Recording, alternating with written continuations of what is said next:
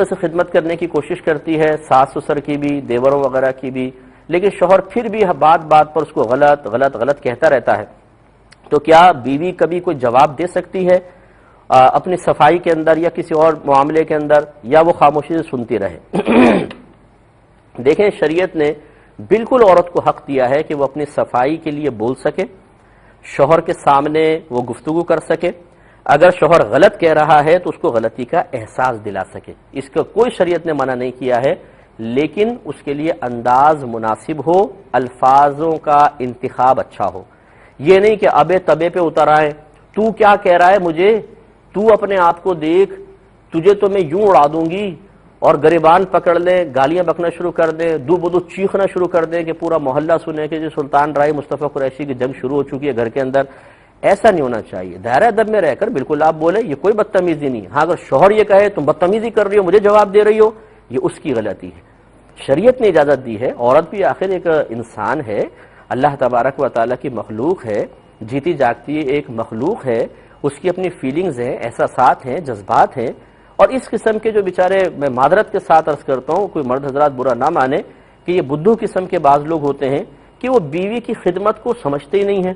وہ ان کو چاہیے کہ وہ مشاہدہ کریں، دیکھیں کہ بیوی کیا کیا کام کر رہی ہے، کس انداز سے کام کر رہی ہے، اس کو محسوس کریں، اس کو سراہیں۔ اگر زوجہ دیکھیں، بیوی کے اوپر ساس سسر نندوں اور دیوروں جیٹھ کی خدمت کرنا کوئی واجب نہیں ہے، کرے تو یہ احسان کی صورت ہے۔ اب اگر شوہر یہ دیکھ رہا ہے کہ بیوی میرے کہے بغیر ماں کی بھی خدمت کر رہی ہے، دیوروں کی گھر کا کام کر رہی ہے، تو کیا ایسا نہیں ہو سکتا کہ کبھی جب وہ تنہائی میں بیٹھے تو کہے کہ تم نے تو میرا دل خوش کر دیا، تم نے جس انداز سے تم خدمت کر رہی ہو، اللہ تمہیں خوش رکھے، یہ لو ایک تحفہ۔ لیکن جب جواب میں عورت دل جان سے خدمت کر رہی ہو اور یہ صاحب اپنے شوہر ہونے اور حاکم ہونے کا احساس قلب میں پیدا کر کے مسلسل اس کو پھر اس کی بس غلطیوں پہ نظر رکھنی ہے، اس کی خرابیوں پہ نظر رکھنی ہے، اور بعض خرابیاں ہیں نہیں تب بھی اس کو بیان کرنا ہے، نامعلوم کیا پیچھے ایک سوچ کار فرما ہوتی ہے کہ اگر میں نے اس کو سراہ لیا، اس کی تعریف کر لی تو دماغ خراب ہو جائے گا شاید، اور اپنی تعریف چاہتے ہیں کہ میری تعریف ہوتی رہے، اپنے دماغ کی خرابی کا کوئی خیال نہیں ہے۔ مجھے امید ہے کہ آج بہنیں بہت خوش ہوئی ہوں گی کہ مفتی صاحب نے بہت اچھا کیا کہ مردوں کو کہا، تو یہ بہرحال عورتوں کی چونکہ بات تھی تو میں نے گزارش کی، اس لیے مرد حضرات کو چاہیے کہ میں بارہا ہی جملے کہتا ہوں،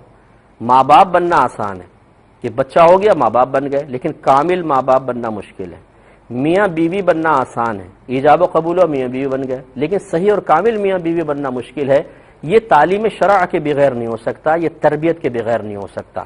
ہونا یہ چاہیے، اب ہمارے ہاں تو کوئی نظام ہی نہیں ہے نا، ہونا یہ چاہیے کہ شادی سے پہلے ایک تربیتی مطلب باقاعدہ کورس ہونا چاہیے، لڑکی کے لیے بھی لڑکے کے لیے بھی، اس میں شرعی احکام بھی ہوں، شوہر کے حقوق و فرائض کیا ہیں، بیوی کے حقوق و فرائض کیا ہیں، ان کی مکمل معرفت ہو، اور اس کے بعد یہ بھی ایک تربیت کا حصہ ہے کہ بتایا جائے کہ شوہر کو کس طریقے سے عورت کے جذبات کا، احساسات کا، فیلنگز کا خیال رکھنا ہے، کیا کیا امور گھر میں کار فرما ہو سکتے ہیں اور ان کو کس طریقے سے فیس کرنا ہے، پھر اس طرح لڑکی کا تربیت ہو، پھر یہ تربیت یافتہ جوڑا جو ہے اپنی زندگی شروع کرے تو امید ہے کہ بہت کم غلطیاں ہوں گی۔ اب یہاں ہے کہ تربیت بالکل نہیں ہے،